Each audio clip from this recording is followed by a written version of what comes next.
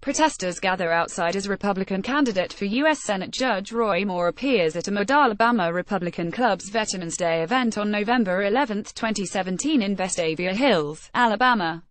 Wes Fraser Getty Images. It once seemed Republican candidate Roy Moore was a shoo-in to become the newest senator from Alabama. But after the explosive allegations that he had sexual contact with a 14-year-old girl decades ago, Democratic contender Doug Jones is rising in the polls. A poll by JMC Analytics and polling published on Sunday shows Jones with 46% to Moore's 42%. The results are within the poll's margin of error of 4.1 percentage points, and 9% remain undecided, but it still demonstrates just how much the Senate race in Alabama has changed since the Washington Post's story last week.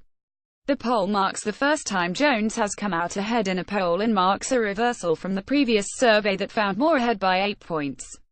The poll also shows how Moore has seen support slip among both men and women. While support for Moore among women was tied at 42% in October, now he is trailing by 6 percentage points. Moore is now tied among male voters at 47%, a huge decrease from the 5,438% margin he enjoyed in October. A previous poll released Friday had the race tied 4,646, while other surveys of public opinion that were published after the Post story showed that while support for Moore was decreasing, he continued to be ahead.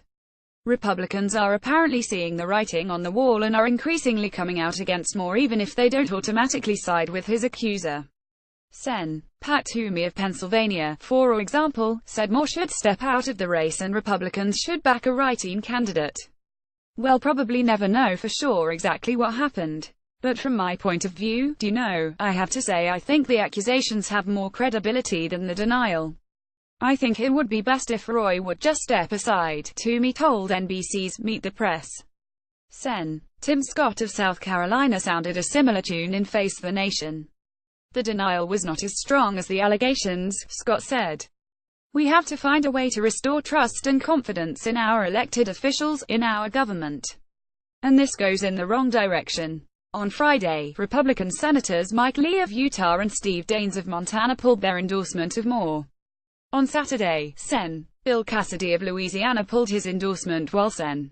Bob Corker of Tennessee highlighted that he was always against Moore's candidacy. I'm sorry, but even before these reports surfaced, Roy Moore's nomination was a bridge too far. Trump has so far dodged the question about whether Moore should step down, as several White House officials said that the candidate should step down if the accusations against him are accurate. But they all refused to say flat out whether they believed the claims were accurate. There's no Senate seat more important than the notion of child pedophilia, Chuck. I mean, that's reality, White House Legislative Affairs Director Mark Short said on NBC's Meet the Press. But having said that, he has not been proven guilty. We have to afford him the chance to defend himself. Treasury Secretary Steve Mnuchin also sounded a similar tune, saying people should investigate this issue and get the facts. White House Counselor Kellyanne Conway espoused a similar sentiment on ABC's This Week. I also want to make sure that we as a nation are not always prosecuting people through the press.